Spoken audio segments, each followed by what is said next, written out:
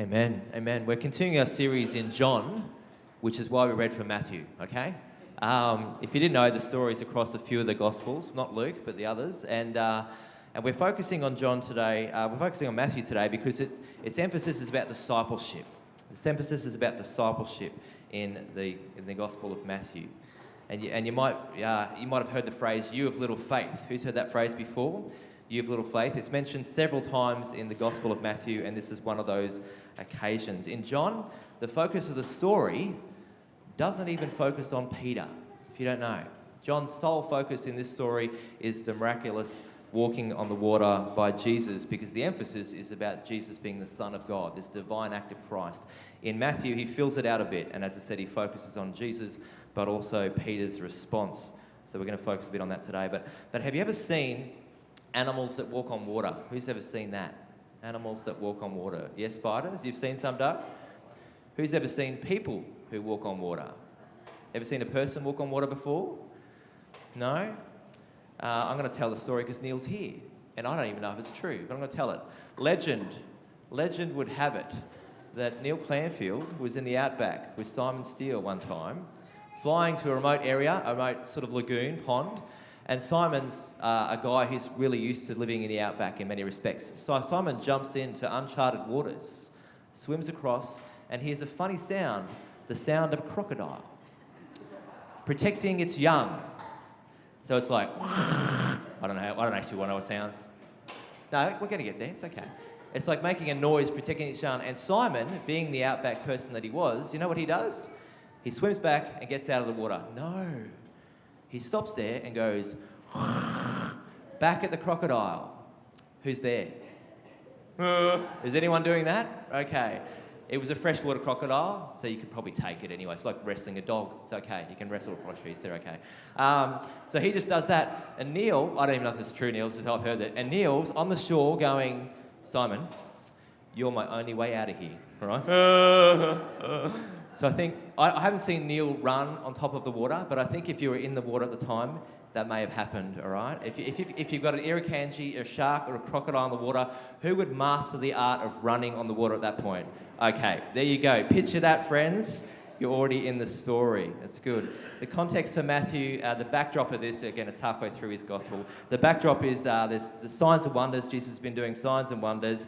And he was actually going to go and spend a time of reflection, because there was a threat from Herod and the recent death of John the Baptist. So Jesus, within his own spirit, was actually intending to have a bit of time of reflection on what was happening for him, within him, and also around him.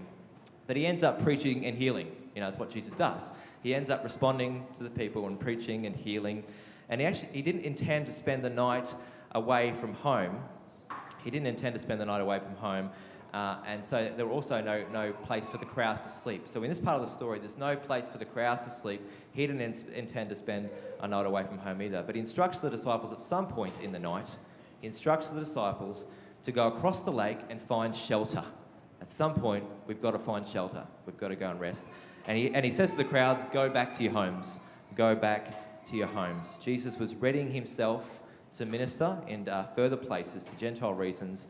And also the sense of Jerusalem was looming. The cross at Jerusalem was also looming in his heart and his mind. So in this context, he goes to the mountainside and he prays. And he prays. And it's incredible to me how many times, because nobody documents my sleep patterns or my prayer patterns, right? I've got nobody. I don't have a ghostwriter documenting my sleep and my prayer patterns. But the gospel writers, time and time again, document aspects of Jesus retreating and praying. God of the universe, we've only got a short window of text to capture what he's doing for 3 years. Time and time again, the significance of them recording Jesus going to pray.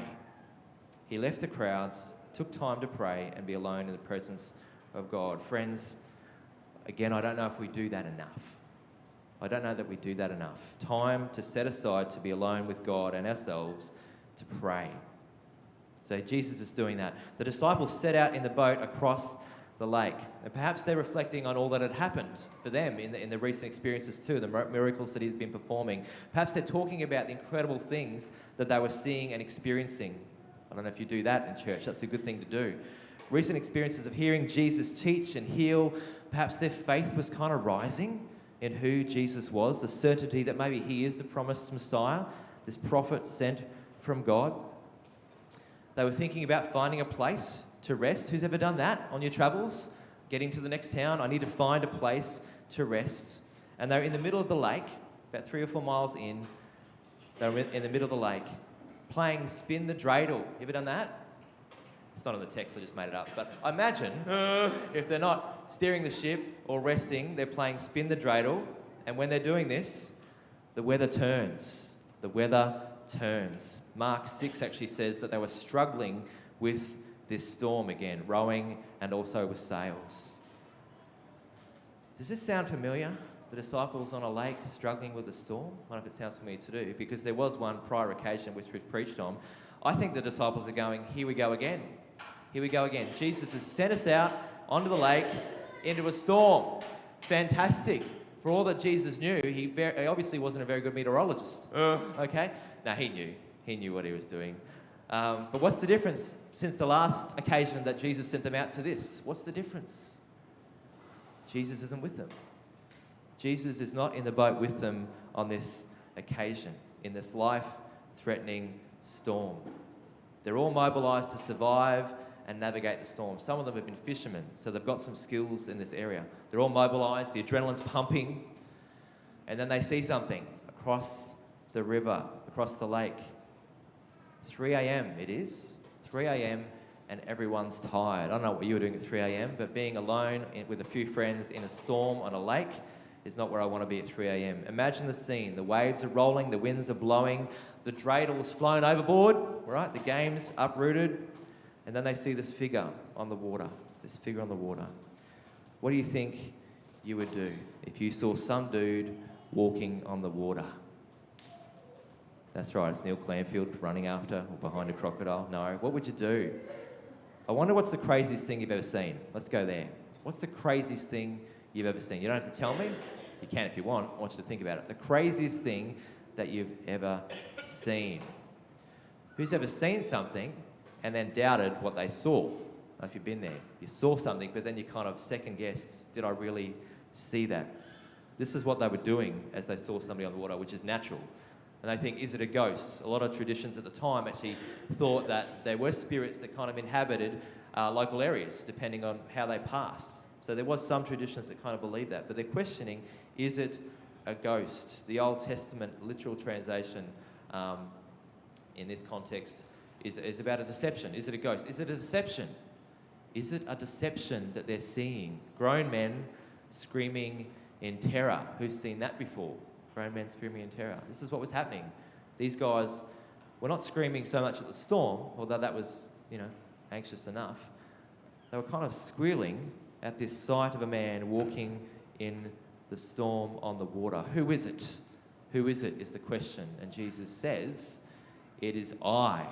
It is I. Echoes of the I am of God. The I am of God and the story of God's revelation to Moses. It is I. It is I. Now, when I think of the story, my question is, why? Why does Jesus walk on the water anyway, to be honest? You could say it's obvious, because what's the shortest distance between 2 points?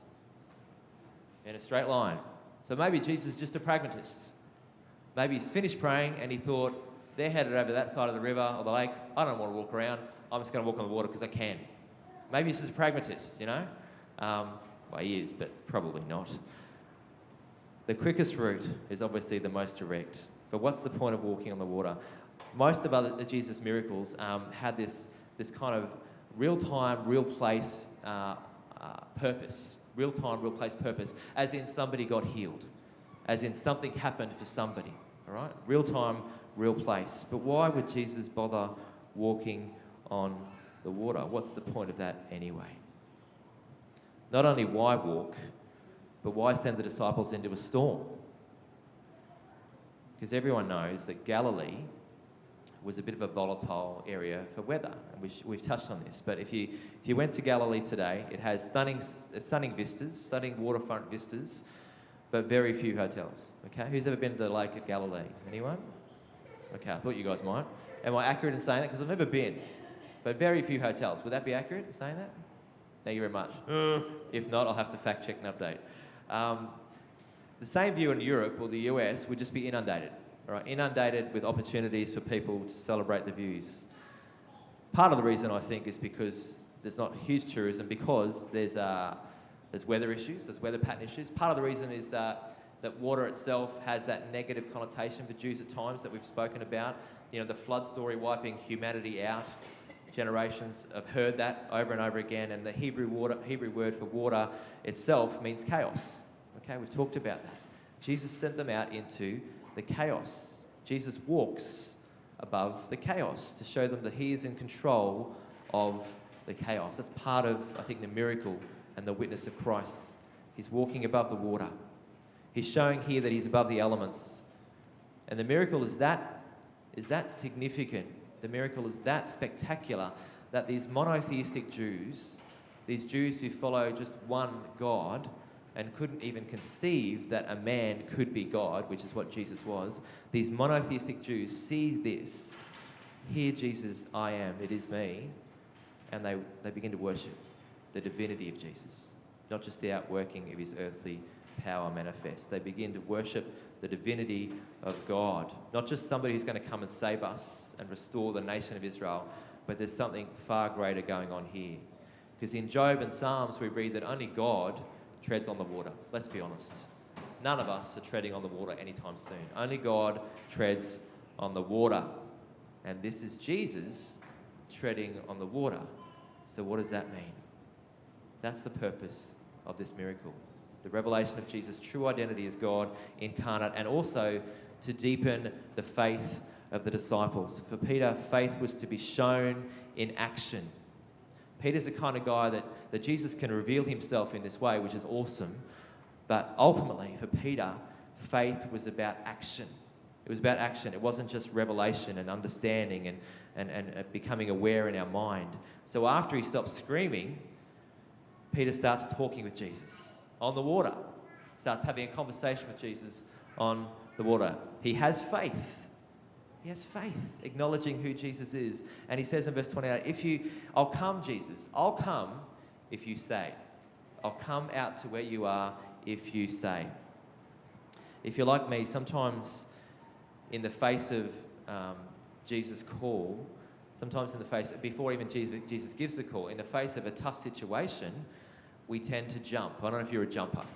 In the face of a tough situation, do you just tend to jump in and try and solve it? I don't know if you're a jumper or not. I just got to solve it. I've got to get in there and somehow solve this, make sense of it, get into the chaos if I can. Peter was a bit like that, but even he had the wisdom, or maybe it's the sanity, because it is water, the sanity to wait. To wait. Jesus is there. Obviously, I want to go to you, but he waited till Jesus called. Friends, faith isn't simply just stepping blindly into the chaos and storms of life. It's stepping out in response to Jesus' call. In response to Jesus' call, Jesus says to Peter, step out of the boat. And if the boat represents our self-made constructs of safety and fulfillment, if that's what the boat can represent, our self-made construct of safety and fulfillment, I wonder what Jesus is calling you out of today. What is Jesus calling you out of today? What is he inviting us to step towards him, no matter what the risk or cost? Is Jesus asking you to step towards him, disregarding the risk or cost? Because forgiving is hard. For some of us, we need to walk in forgiveness today. Because forgiving is hard. For some of us, we need to heal from our hurts. These are the constructs, the disappointments. To do that, it's hard. For some of us, looking closely at ourselves and taking responsibility is hard. Pursuing unity in the bonds of love above all else is hard. Facing our fears, judgments, and prejudices is hard. Giving sacrificially today, which we're going to continue to do in a few moments, is hard. It's hard. Caring more about others than my own preferences and desires is hard. Growing in our faith is hard. But Jesus says, step out of the boat. Step out of the boat. It seems risky. It seems a bit insane, let's be honest. But the real risk is not listening to Jesus. The real risk is not listening to Jesus. Following God's call, even into raging seas, is not a risk. because Jesus will protect, provide, and make a way. Jesus sent them out into the storm in a boat. He came to them in the midst of the storm, walking in the water, and he calls Peter out from the boat to him in the midst of this storm. Ironically, Jesus could have just calmed the storm. We know that, but he didn't. Because it's not about smooth seas, and if you've lived even for 5 minutes, you know that life isn't about smooth seas, it's about strong faith, okay?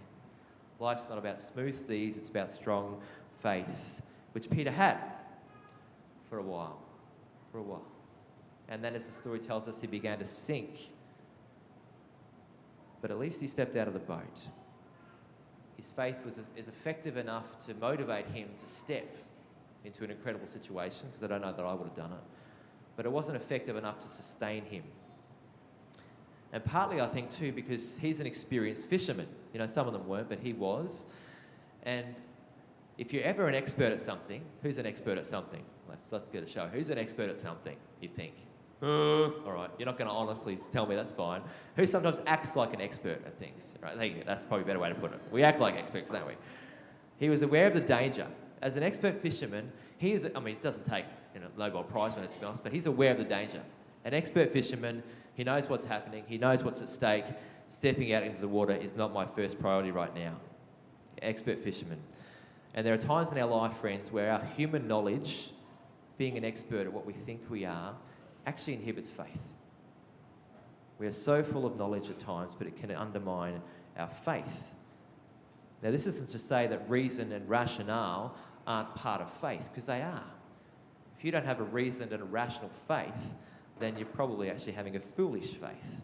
But reason and rationale are just one small part of what faith is all about. It's one part of the foundation. But you know what? Jesus is the cornerstone. So if Jesus says, do something, do it, basically. What limits your faith? What limits your faith? For Peter, rough conditions and fear dulled his view and his confidence in God.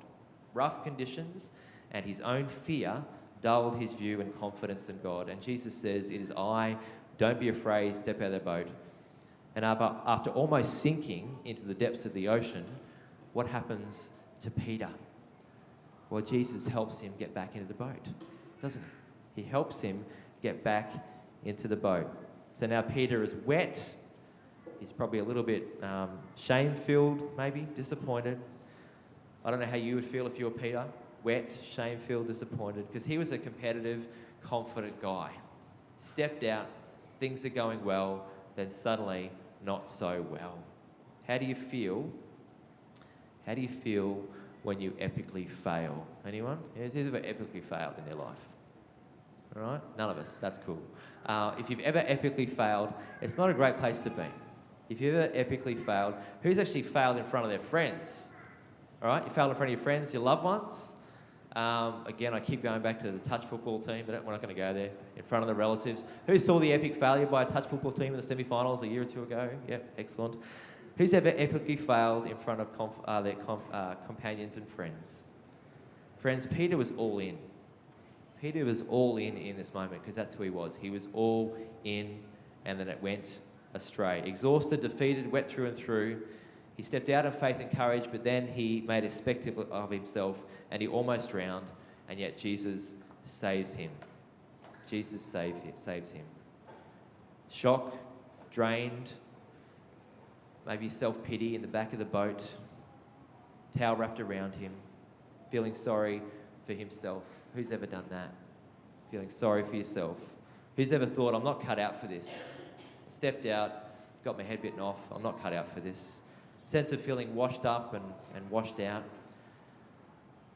Maybe we want to find a place to hide and never come out again. It's kind of hard because he's on the boat with his mates anyway. A sense of it's just easier if I sit here in the back of the boat and stay sad and mad. I don't know what Peter was feeling, but we can only imagine. Peter lost sight for a moment. He lost faith for a moment, but importantly, Jesus never did. Jesus never did, and Jesus saved him because that's who Jesus is. If Peter is a guy who's all in at times, Jesus is the kind of guy who saves him because that's who Jesus is. And it's safe now, Peter. It's safe now that you're back in the boat with Jesus. Not so much because of the boat, but because Jesus is with him. It was really important for Peter to step out when Jesus called, but it was also key. It was also key in the development of his faith that he responded to Jesus and got back in the boat and got out of the boat where they went to next, where actually they got blown off course, a place called Gennesaret. It was really important for Peter, not just that he stepped out of the boat to actually encounter Jesus in that incredible way and to see the faith grow, even if it was just for a moment. But it was really important that he stepped back into the boat and got out of the boat when it got back to land. Because what that represented, friends, was that Peter was going to keep going on this journey with Jesus. He had every right to sit in the back of the boat and wallow and think, I'm just going to go back home because I'm so embarrassed. I feel so bad about what just happened. I'm not up for this. But he got out of the boat and he kept following Jesus to unknown places because there wasn't even plan A on their agenda. He kept on going to see more, to discover more, to do more. There was life after the storm. Even though he was drenched and embarrassed, there was life after the storm. There was life after the storm. And even more telling, when he got out of the boat, he encountered Pharisees. They encountered Pharisees again who started to talk about what the disciples were eating. You know, that we talked about last week or the week before. What do we emphasize in our journey of faith? What's important to us? Again, the Pharisees were emphasizing something to do with food, basically. Peter's at a crisis of faith moment, and then he faces religious leaders who just want to condemn them because they're not eating the right food. That's a testing moment, isn't it? You're already hanging on by a thread in your faith, and then religious leaders come at you with that stuff. Friends, we know it's not important. We know it's not important. And the surefire road for us for failure, really, ultimate failure, is us focusing on things that aren't the most important. Interestingly, Peter was the only disciple in this scenario too who gets a specific mention.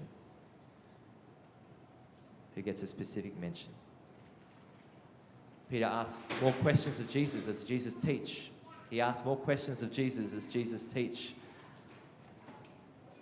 And even though Jesus kind of answers him in a probably not so kind way, Peter continues to ask questions. He continues to follow. He continues to go beyond religious leaders and their condemnation. He continues to follow Jesus and ask questions. He wasn't letting the apparent failure of sinking sink him. He was searching in his faith. And I think, you know, if Peter had the chance to get out of the boat again, he would. And if you know anything about his story, later on when Jesus reappears on the beach post-resurrection, this is what Peter does. He's the one who jumps out of the boat and runs to Jesus. He gets out of the boat again and runs to Jesus. Friends, we always tend to think that we're unique in our failures. We're not.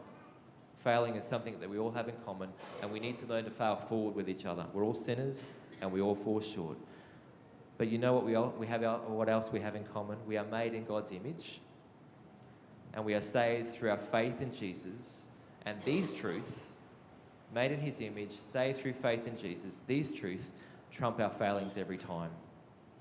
Peter lost sight of Jesus, but Jesus never lost sight of him.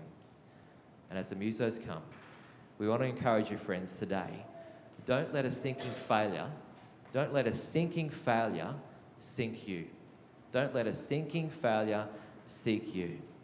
It's not about smooth seas. It's about strong faith. As Peter sank, Jesus reached down, and Peter reached out. That's important. As Peter sank, Jesus reached down, and Peter reached out, and he was saved. Wet, soaked, disappointed, Peter got back in the boat and continued to follow Jesus. Friends, I don't know where you are in your journey of life, what chaos you're contending with, what problems, what issues surround you. But Jesus says, look, I don't want to send you off in a pretense that life is going to be all rosy. Jesus says life is chaotic, and I call you into the midst of storms, actually, but to walk in faith in that space, because I'm with you. When we sink, when we fall, Jesus says, it's okay. I'm going to help you get back in the boat. And we don't need to wallow. We don't need to think, I'm going to sideline myself now. I've had enough. Jesus says, come, get out of the boat as we hit the land again, because there's more to be done. There's more to be done. Friends, in these moments, I pray that for each of us, we would have a clear sense of who Jesus is. And that vision that might be coming into focus in the midst of chaos, that vision of who Jesus is the reason we keep stepping.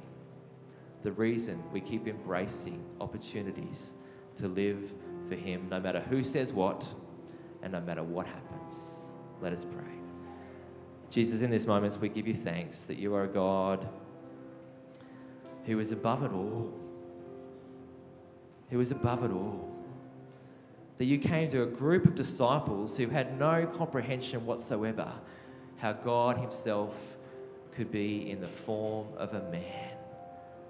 But Jesus, through your witness and through your revelation, they lived lives sold out for you. They lived lives that went unto death, living for you at whatever cost. Jesus, we thank you that that's the same Christ, that's the same God that we worship today. A God who meets us in the storms of our lives and says, get out of the boat, meet with me, have faith. A God that says, don't give up. Even when you sink, it's okay. Just don't give up. Friends, may that be the faith that defines us in these days. May that be the impulse that defines us in these days. God, have your way in these moments. And as we pray, as we worship, I want to encourage you. Part of getting out of the boat, is to live a sacrificial life, a generous life, not just a convenient one where it hurts for a week or two, but one where we are sold out to Jesus with our resources and our lifestyle. And in these moments, as we invite you to come forward and give yourself denial gifts, friends, I pray that again, as you step out, God will take hold of the faith that it's given with, take hold of that resource and multiply it and bless it to see his glorious kingdom come.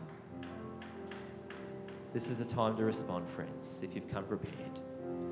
If you haven't, that's okay too. I invite you to come and pray and maybe just put the intended offering in and give in future days. That's fine. But take these moments, friends, to give. Take these moments to pray. Take these moments to walk in faith. Maybe